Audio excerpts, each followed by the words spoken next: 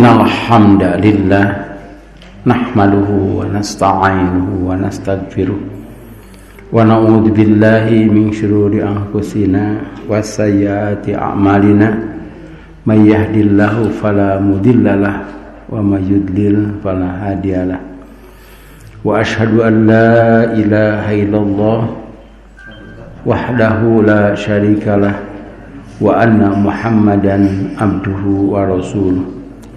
Amma ba'd, fa inna khairal hadisi kitabullah wa khairal huda Muhammadin sallallahu alaihi wasallam wa syarrul umuri muhdatsatuha wa kullu bid'atin dhalalah. Hadirin ikhwati iman, ahli ibadah, ahli thalabi ilmi rahimakumullah. Kita masih membahas tentang haji dan umroh. Kemarin kita sudah umroh dan sudah dipraktekkan, tetapi belum maksimal, masih jauh dari kenyataan.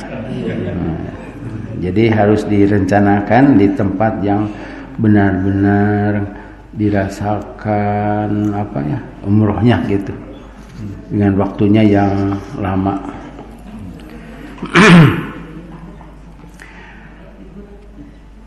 Kemudian beliau setelah umroh pada tanggal 8 keluar dari kemah atau kita hotel untuk pergi ke Mina tanggal 8 itu, sambil mengucapkan ihlal haji labbaika hajjan. Nah ini nanti prakteknya belum ya. Keluar labbaika hajjan, dilanjutkan dengan tabiah labbaik Allahumma labbaik labbaik la syarika laka labbaik innal hamda wa ni'mata laka wal mulk la syarika lak.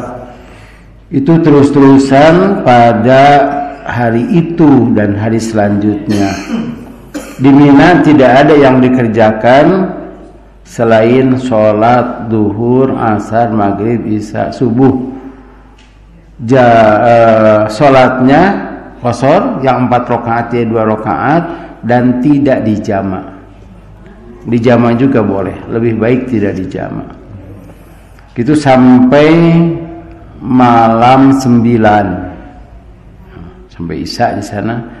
Malam 9, kemudian pagi-pagi tanggal 9 pergi ke Arafah. Pada hadis ini Rasulullah SAW singgah di 2 tempat. Tetapi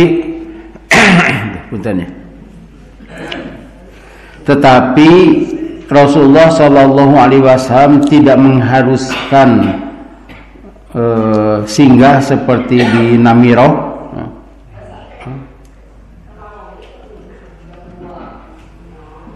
Kemudian sampai di tempat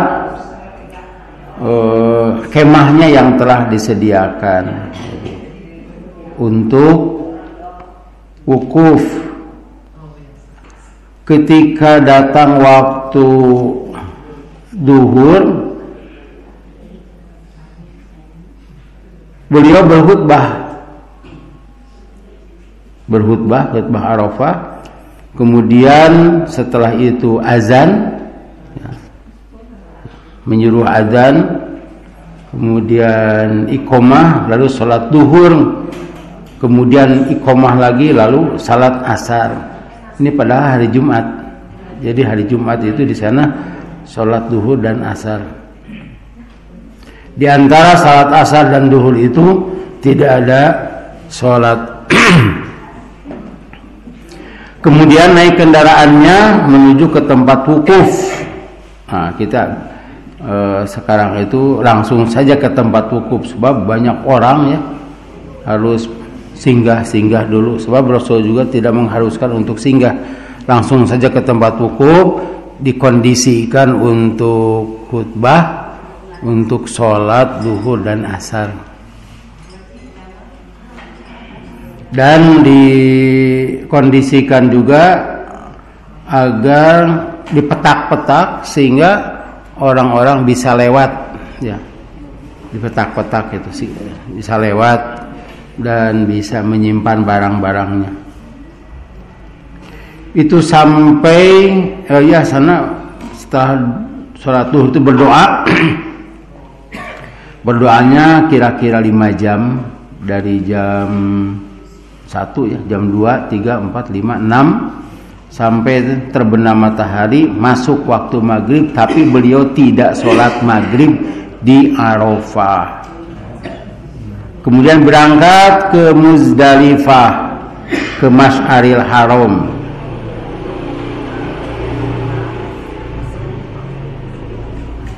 Kemudian beliau sholat maghrib dan isya jama' takhir. Kalau tadi zuhur dan asar jama' takdim. Sama seperti yang tadi, adzan, kemudian iqamah, kemudian maghrib, sholat maghrib, kemudian iqamah, kemudian sholat isya. Kemudian tidur di Muzdalifah. Tidur di Muzdalifah itu beralaskan pasir, beratapkan langit. Tetapi sekarang katanya ya, di Mina itu sedang dibangun tempat mondok itu sampai 5 lantai supaya tidak berdesak-desakan. Yang kemarin itu dikarenakan penuh itu sampai ada yang kembali keluar Mina dan dalam keadaan darurat tersebut dibolehkan. Di Masy'aril Haram harus sempat berdoa menghadap kiblat. Nah, ini yang kadang-kadang teu kakemot naon. Tidak terperhatikan, dan memang bukan dukun, tetapi ada doa di Muzdalifah itu atau di Masy'aril Haram. Kemudian pagi-paginya nanti ada sini hadis ya yang menjelaskan sebelum terbit matahari pada tanggal 10 Dzulhijjah itu beliau sudah berangkat ya, menuju Jamarot untuk jumroh. Tanggal 10 itu jumroh Aqobah saja, sudah berangkat sebelum matahari terbit. Oh iya, dari Mina masih talbiyah ya. Masuk tanggal 9 ada 2 pilihan, 3 ya. 1 talbiyah, 2 takbir. Kan tanggal 9 Dzulhijjah itu ada takbir Id ya. Allahu Akbar, Allahu Akbar, la ilaha illallah, wallahu akbar, Allahu Akbar, walillahil hamd. Itu berulang kali. Dan yang ketiga adalah berdoa. Kemudian apabila berdoa sudah selesai doa artinya, kan biasanya kita berdoa berapa jam? Nah, di sana disediakan 5 jam boleh membaca Quran sambil menghadap kiblat. Dan doa di Muzdalifah itu tidak dijelaskan doanya apa, tetapi lebih baik berdoa dengan Rabbana itu. Rabbana atina fid dunya hasanah wa fil akhirati hasanah wa qina adzabannar. Pada tanggal 10, nah tanggal 10 mah takbir.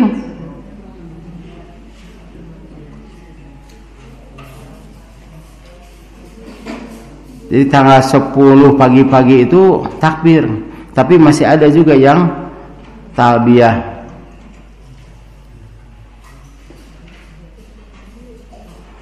Lalu berangkat ke Jamarot. Nah, di sini tidak disebutkan ambil batunya di mana. Tapi ambil batu itu lebih baik di Muzdalifah. Banyak itu batu. Tidak usah bawa dari Indonesia, sebab di sana lebih banyak batunya. daripada di Indonesia. Di Indonesia mah kudu mayar. Ya, nyenak batu teh. Batunya sebesar kita baca hadisnya sekarang ya. Halaman 325. 1 2 3 4 5 6 7 baris dari bawah. Fastaqbalal qiblata, kemudian beliau menghadap kiblat. Wada'ahu, dan berdoa kepada Allah. Nah, hu-nya itu Allah. Ada? Wa kabbarahu, bertakbir. Takbir lebaran. Wa halalahu, dan bertahlil. Nah, di sini ada yang menyatakan tahlil itu masih labbaik Allahumma labbaik. Walam yaza waqifan hatta asfaro, beliau tetap saja wukuf sehingga langit berwarna kuning.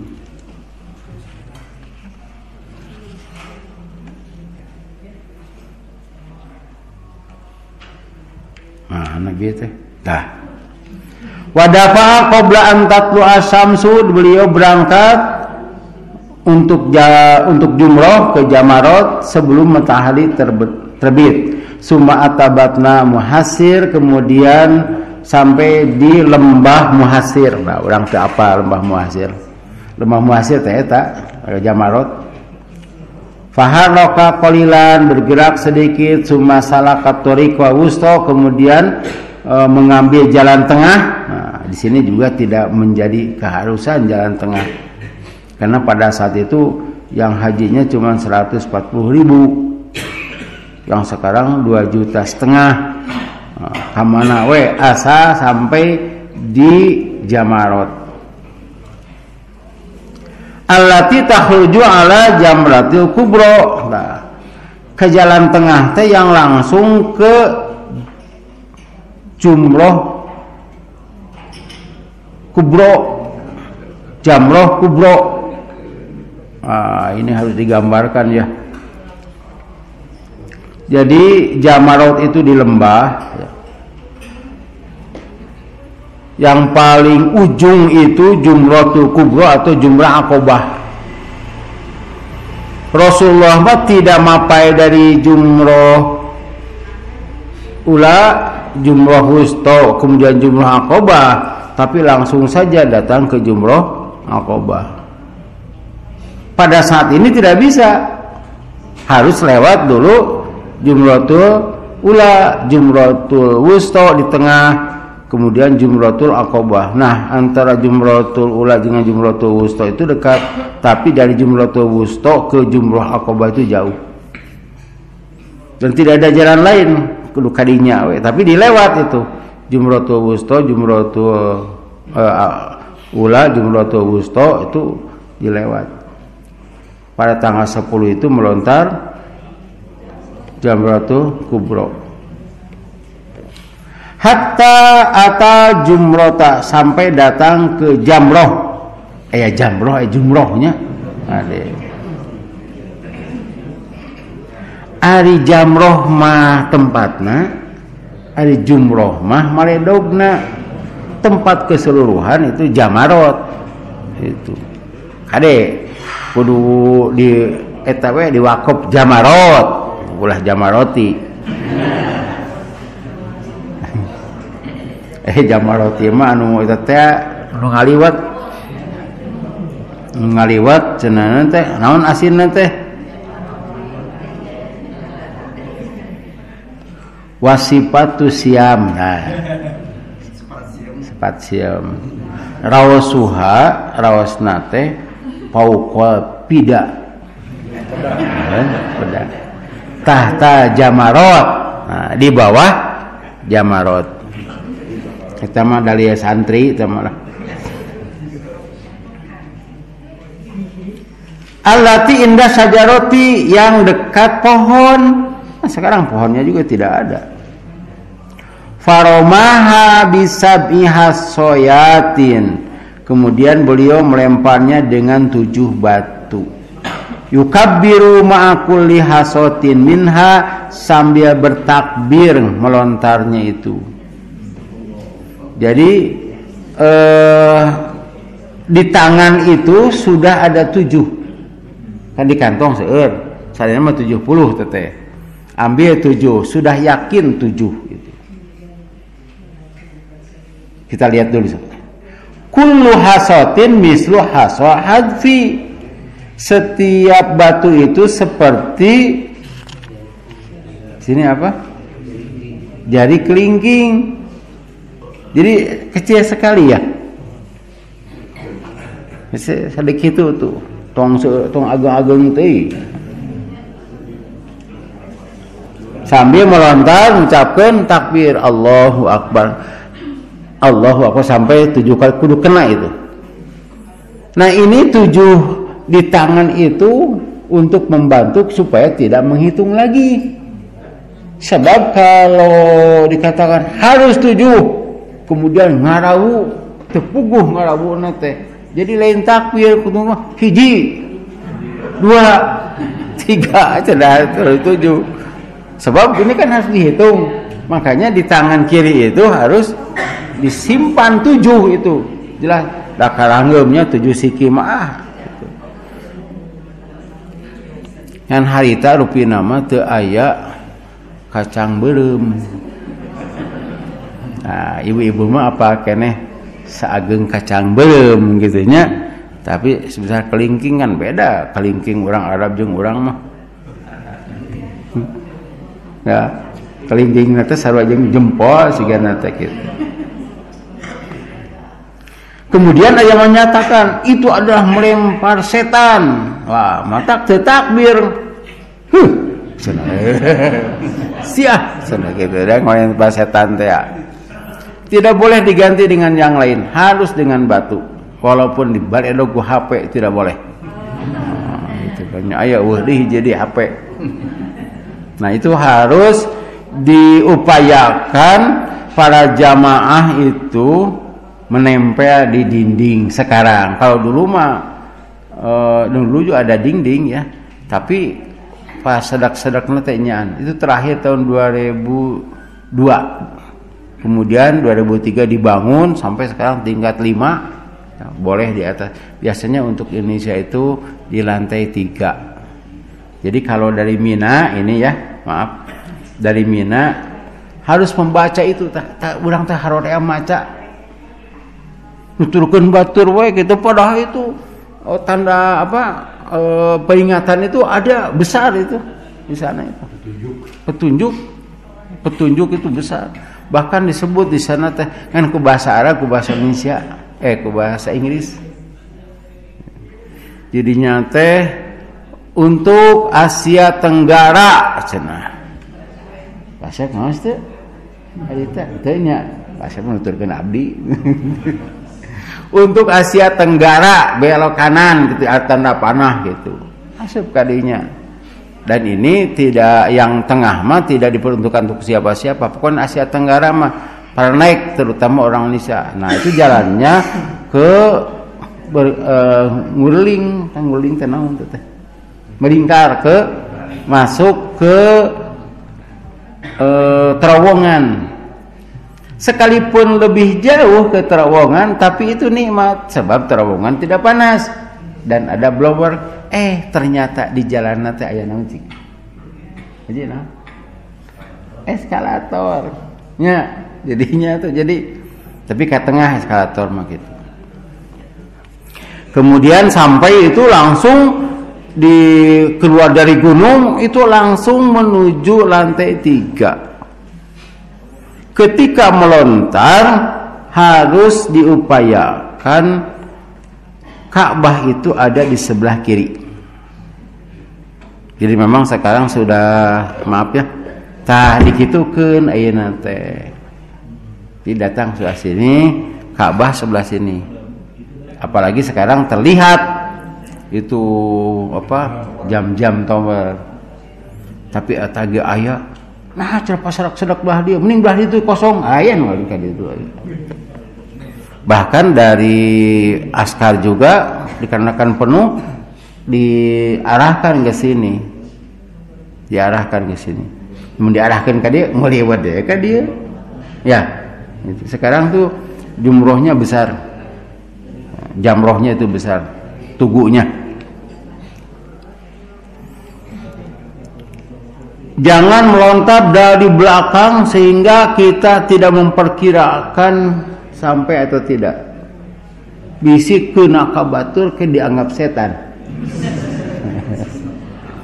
Kecuali dengan yakin itu ya melontarnya itu, dengan yakin melontarnya itu. Tapi kalau kan tidak yakin, tidak kelihatan begitu kan, sebab banyak gitu. Bisa diadu dengan batu yang lain. Pokoknya mah harus dekat lah. Itu jumroh Aqobah, jumroh terakhir. Kemudian setelah itu berangkat Roma fi batnil wadi, melontar di tengah lembah, yaitu di perut lembah, tengah-tengah gitu kan, dihanap gitu kan. Urang itu apa tengah lembah itu ya. Sebab kita tidak perhatian kemana-mana, pokoknya nuturkan batur. Itu teh lembah lebih rendah daripada tempat di Mina. Suman sorofa ilal manhari fanaharo. Nah, pada tanggal 10 setelah melontar itu pergi ke manhar. Manhar itu pajagalan. Ya. Pajagalan, aya pasantren Pajagalan di Bandung, aya pasantren Pajagalan di Banyaran. Kami pasantren Persis.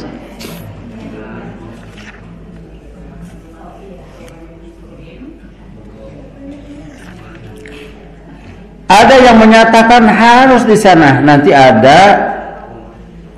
Nah, hadis nomor 761 ya, kita baca artinya.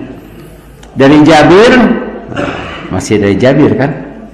Dari Jabir yang berkata, telah bersabda Rasulullah SAW, aku telah sembelih kurban ini di sini, tetapi Mina seluruhnya tempat sembelih manhar. Pokoknya asal di Mina menyembelihnya itu. Dan di sana sudah disediakan ya, tempat penyembelihan. Rasul itu menyembelih dengan tangan sendiri. Kadek bapak-bapak mah teu meunang mencit sorangan. Kadek harus dengan tangan sendiri. Apalagi Pak sapi ngadatnya kan abdi kantor ngagorowok eta teh nu mencit teu meunang make sendal. Dah cenah balina oge nu senaya mah alus teu meunang. Nah cenah Ustaz kudu ku peso. Sudah mencit make sendalnya. Apaan eta pedah kitu pannya adu regeng jeung sapi teh. Nah, sekarang di Idul Adha itu sudah banyak metode. Yang mudah metode teh si sapi teh dikana bersihkeun teh nya. Bersihkeun teh digolerkeun gitu. Tah kadah aya di dinya teh. Tibotan silih polotot jeung sapi. Ya. Jacan di anu katoker ku sapi, karunya sapi ge. Bahkan bisa dipinjamkan itu. Barangkali bisa dimodifikasi gitunya. Terapi lah gitu. Jadi rikip bisa dikitukeun si besi teh tah. Tapi suatu saat kan bisa di setelnya gitu. Eta mah mudah, make gelinding teu kudu dikitu. Kalikeun ka ditu ka dieu. Ngalikeun kana tangka, ngalikeun kana cangkeng. Itu mah. Ya, galikeun ada ya metodenya itu ada. Kemudian dina nyacak daging oge ada itu alatnya. Ayeuna mah nu dikitu teh siga ngajahit gitu keun daging teh. Ya mesin potong ya. Tibatan nyacagna teu pararuguh. Masalah nama lain tukang nyacag. Nyacagna teh tukang nyacag setahun sekali. Setelah menyembelih Sumarokiba Rasulullah sallallahu alaihi wasallam, kemudian Rasulullah berjalan lagi ya naik unta. Fa'afadha ila baiti, kemudian tawaf ifadah di Masjidil Haram. Afadho teh tawaf ifadah.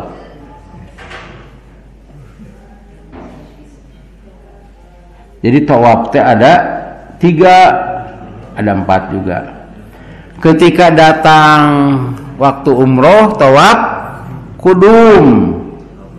Kemudian ketika haji tanggal 10 tawaf ifadah. Kemudian ketika meninggalkan Makkah tawaf wada. Nah, ada lagi tawaf sunat. Nah, sambil menunggu waktu begitu, ada senggang ketika datang ke Masjidil Haram itu tawaf. Biasanya waktu subuh. Waktu subuh kita datang jam 3 setelah tahajud ya, di rumah atau di hotel tahajudnya, atau tahajudnya di sana. Tapi ketika datang harus tawaf. Ada yang sholat dulu, kalau nanti dijelaskan apakah sholat dulu atau tawaf dulu. Tapi tawaf itu termasuk tahiyatul masjid. Tahiyatul masjid itu menghormat.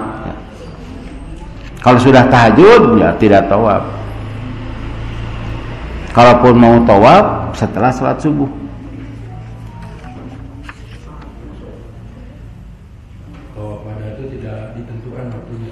Tidak, tawaf wada itu ketika akan meninggalkan Ka'bah, akan meninggalkan Masjidil Haram, tapi tong kadinya deui. Manya perpisahan panggih deui. Siga urang Bandung we perpisahan di Pangandaran cenah. Geus teh ditu teh udah datang bisa nama di sakola. Asana teh ka hati teh. Urang perpisahan di Pangandaran kan teh bareng ka ditu teh. Tak kuduna teh ti ditu teh balik masing-masing. Nya balik deui tungtung nama pisah nama didinya di buruan sakola. Nah, jadi ketika perpisahan tidak ke sana lagi. Sok pelong Ka'bahna gitu. Berdoa kepada Allah, ya Allah, takdirkan kami dan anak-anak kami berkunjung lagi ke sini. Nah, gitu. Adu anu bebasnya teu ngadu age teu naon. Tapi pada saat itu justru terasa besar semangat untuk kembali lagi ke tempat itu. Umrah mah aya tawaf wada. Ada beberapa hal yang harus diperhatikan. Kalau di sini Rasulullah SAW itu tawaf wadanya siang, sehingga beliau sholat duhur, ya, sholat duhur di Mekah. Nah, tidak disebut dengan asar, tapi boleh. Jama itu bukan keharusan, tapi dalam safar yang 4 rakaat jadi 2 rakaat yang disebut dengan qashar itu keharusan.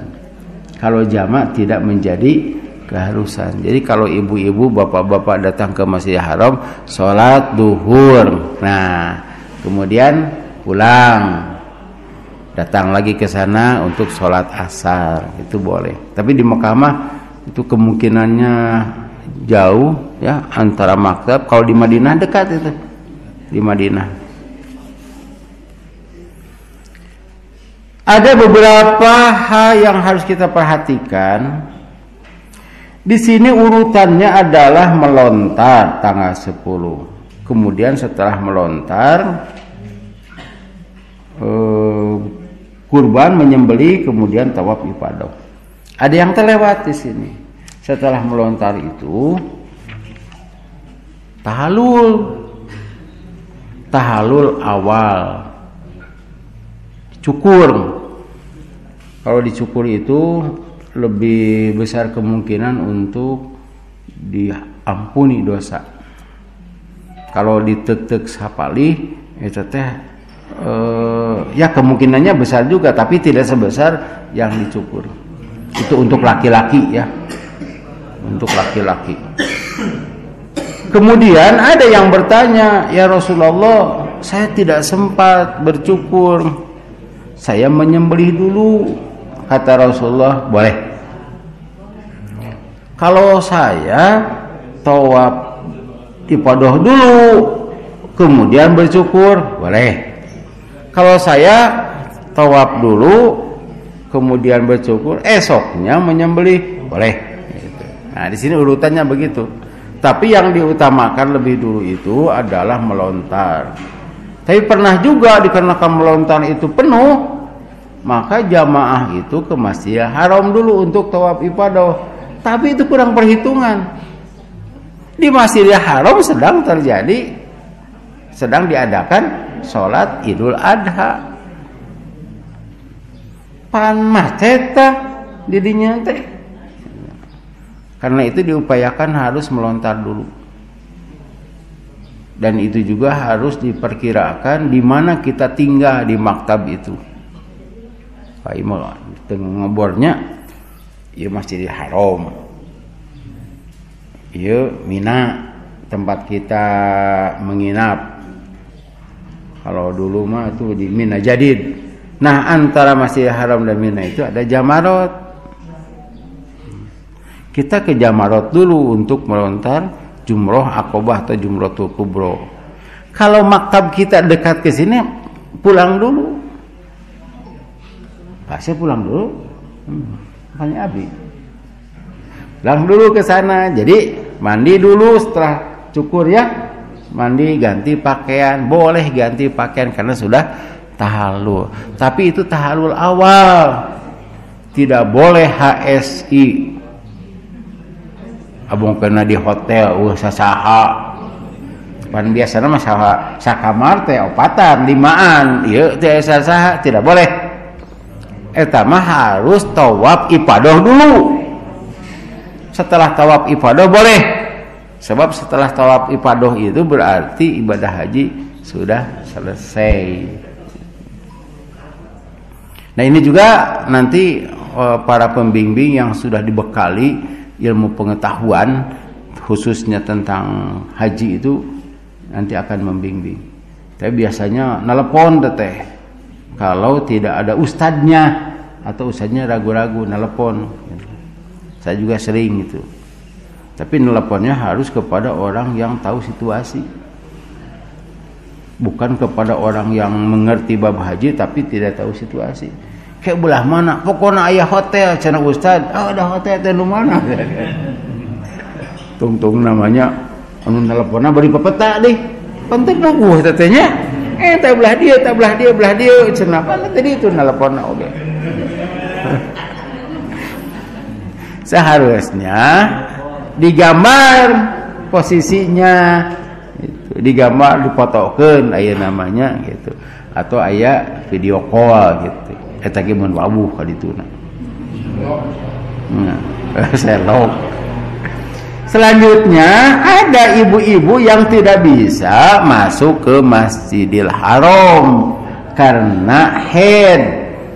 Maka melontar boleh, ke manhar boleh, terus cukur, tahallul boleh, tapi tidak boleh tawaf di Masjidil Haram.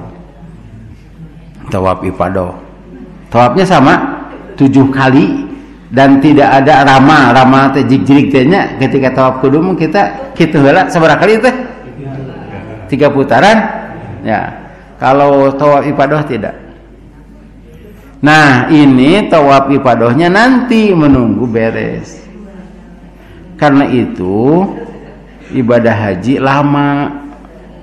Lama itu untuk hal-hal seperti kendala itu.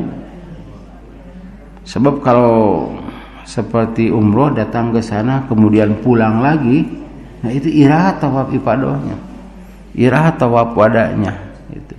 Karena itu lama. Malahan ada yang kloter terakhir sehingga kloter lebih awal sehingga di Mekah itu lama sebelum haji. Jadi setelah haji itu langsung ke Madinah. Ketika itu ada ibu-ibu yang belum tawaf ifadah dan ini harus sudah berangkat ke Madinah. Kumatah. Maka pembimbing harus mengantar dari Madinah ke Makkah. Biayanya nyapiraku wae kudu ku pembimbing atunya. Kemun ku pembimbing gua jeung we cenah kali itu Pak Bunya. Da aya mobil bisa langsung ke Masjidil Haram. Dari sana juga di Masjidil Haram bisa langsung ke Masjid Nabawi gitu. 1.000 real. Cenah. Seberapa 1.000 real teh? 4,5 juta. PP dukana pokoknya malah gitu. Tapi upami PP hese teh megate di mana mobilnya tadi teh? Sudah saja satu balik kantong, satu rit. Untuk ke manhar tidak perlu semuanya, hanya para pembimbing dan karu yang menyembelih di sana ke manhar. Tapi para pembimbing juga harus bagi-bagi tugas. Biasanya anu rineh teh naon bahasa Indonesia teh sempat naon ya banyak waktu ya. Nah, itu pada tanggal 11. Sebab tanggal 10, 11, 12, 13 sampai waktu asar itu boleh menyembelihnya di sana. Jadi dikarenakan kita sibuk dan lambat ya. Dari Mina ke Jamarot, dari Jamarot tawaf ifadah. Kemudian itu sudah malam, biasanya ifadah itu sudah malam sehingga datang ke Mina tempat kita juga sudah malam. Dan orang-orang yang jag-jag dan jag-jag waringkas dan masih pres ya, ini nata harus mengenal tempat-tempat itu. Kalau orang tua ya nuturkeun we. Ulah kieu saya pernah itu. Sok cirian, Bu, cirian bari gitu. Abdi menuturkeun ustad we cenah gitu. Ya benar teh.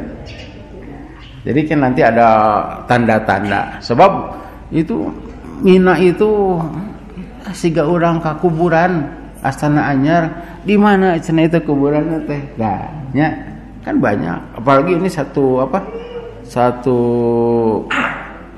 pakai tenda begitu. Dan kita harus tahu nomornya, nomor berapa itu, maktab itu. Mau bertanya kepada orang lain juga tidak tahu. Makanya di rombongan itu harus ada yang cager. Biasanya yang cager itu usianya 55 ke bawah. Jadi cerdas katanya. Cager naon? Nya keur mah susah berjalan, kemudian harus menghafal itu. Tadi ge bacaan poho deui. Nah, untuk tanggal 11-nya di sini tidak dijelaskan. Sebetulnya haji itu sampai jumroh, sampai tawaf ibadah itu beres. Dan jangan lupa kita harus banyak baca doa. Doanya boleh dibaca. Ayat Quran surah Al-Baqarah ya, kita baca saja. Itu sebetulnya dari 196 sampai 200 lebih.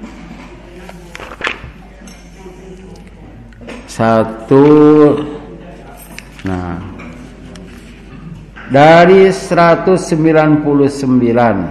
sampai 201 artinya ya. Kemudian bertolaklah kamu dari tempat orang banyak bertolak Arafah dan mohonlah ampunan kepada Allah. Sungguh Allah Maha Pengampun, Maha Penyayang. Bentarnya di dia teh summa afidu min haitsu afadun nas. Ini afidu teh ifadah teh. Terus apabila kamu telah menyelesaikan ibadah haji, maka berzikirlah kepada Allah sebagaimana kamu menyebut-nyebut nenek moyang kamu. Bahkan berzikirlah lebih dari itu. Maka di antara manusia ada yang berdoa, ya Tuhan kami, berilah kami kebaikan di dunia, dan di akhirat dia tidak memperoleh bagian apapun. Heula. Berzikirlah kepada Allah maksudnya ada dua. Yang pertama mengucapkan Allahu Akbar itu berzikir. Jadi memang pada tanggal itu takbir itu kan sampai tanggal 13 ya. Tidak tabiah lagi ya. Takbir. Kemudian yang kedua, zikir di sini adalah berdoa. Dan di sini sebutkan sebagaimana kamu mengingat bapak-bapak kamu ya. Nenek moyangmu. Kadek tah, nenek moyang bukan nenek moyang. Orang Quraisy itu berbangga-bangga dengan pada saat itu membanggakan orang tuanya gitu. Dan kita tidak perlu membanggakan orang tua. Bapak saya baheula itu gunung teh nu bapak saya nu aki teh tah gunung teh. Terus saya caritakeun kitu. Beunghar aki mah pan cek babaturanna teh kunaon aya maneh miskin atuh. Jadi riweuh ka urang teh nya. Eta turun ke dalapan eta mah. Repen. Nah, yang kedua mengingat orang tua tuh ketika kita dulu hidup di Indonesia dalam keadaan sengsara, ketika orang tua kita sudah tidak ada,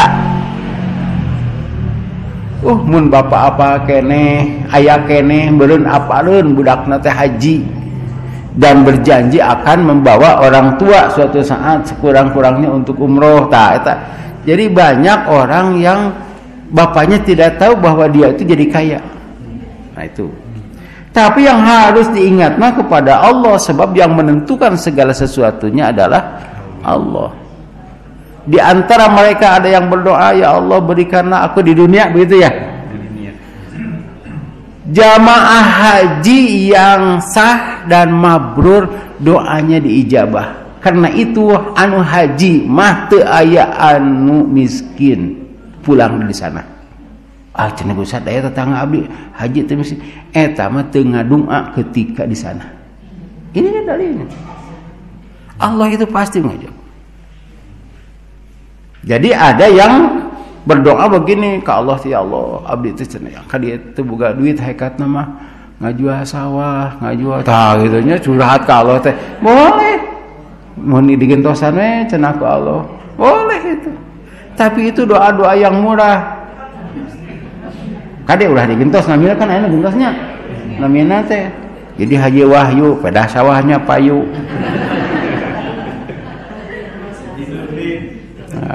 Haji Nurdin mah ustaz biasa. Haji Mansur. Nah, diijabah doanya. Lanjutkan satu ayat lagi. Dan di antara mereka ada yang berdoa, ya Tuhan kami, berilah kami kebaikan di dunia dan kebaikan di akhirat, dan lindungilah kami dari azab neraka. Ya. Jadi yang ada yang berdoa, doanya mahal. Kebaikan di dunia, hasanah di dunia dan hasanah di akhirat. Itu hasanah di dunia sudah dibahas ya. Nu mana hasanah teh nu diterangkeun ku Ustaz Rahmat ya, beres urusan. Bukan hanya sekedar harta, sebab kebanyakan orang berpikir kebaikan di dunia teh harta, jabatan gitu. Itu mah yang murah. Kebaikan di dunia mah orang jag-jag bisa ibadah di antaranya, pakai ilmu deh. Kemudian kebaikan di akhirat sudah jelas surga. Ada lagi yang menyatakan wa fil akhirati hasanah, itu bukan akhirat di sini, bukan akhir, bukan di akhirat, akhirat itu. Jadi mah artinya akhir hidup.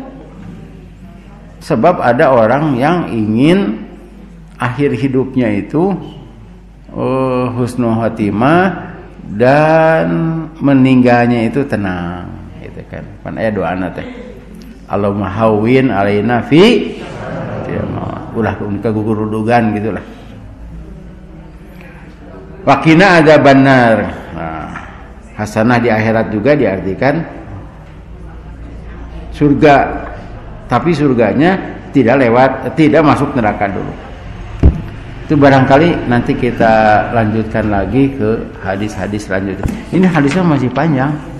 Sakieu teh diponokeun. Mudah-mudahan kita ditakdirkan oleh Allah Subhanahu wa taala dapat melaksanakan ibadah haji sekurang-kurangnya ibadah umroh. Rabbana atina fid dunya hasanah wa fil akhirati hasanah wa qina adzabannar. Wassalamualaikum warahmatullahi wabarakatuh.